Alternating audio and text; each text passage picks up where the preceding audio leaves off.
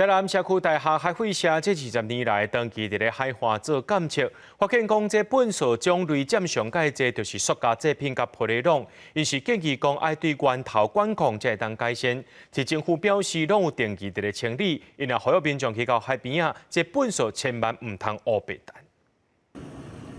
一包一包的粪扫蹲干那山，总是对台南市昆生的海边清起来的。第7月风台扫过了后，海岸顶规世界拢是对海流过来的粪扫。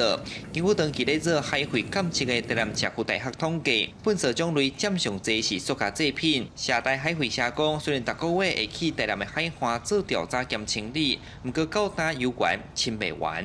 较细汉带囡，拢带囡仔才算，最近拢未来，因为做垃圾的危险啦，惊迄个有其他会伤害到囡仔。我拢会参加一个公益团体，像我们是佛光山哈，那个台南讲堂、南台别院啊，我拢会来净滩。塑胶袋、保特瓶、一次性饮料容器、吸管，这些都是我们日常生活中会使用到的。除了这个之外，台南市牡蛎福朋养殖的发泡塑胶也是我们这里非常多的垃圾。那我们希望台南市政府能够 积极一点。那塑胶连玻璃拢无确实回收，拢冲上花，这拢会损断到海洋的生态。有国小定期带囡仔去拼海波，因个扣25000的塑胶干那挂来搭着一面墙。在课程中去净滩，然后捡了很多，发现很多的瓶盖，纯粹做回收有点浪费，所以就想说，可不可以拿来做装置艺术？111年的时候的，我们清出来的海洋垃圾有高达4000公吨，去年呢减少了，然后减少到2880公吨。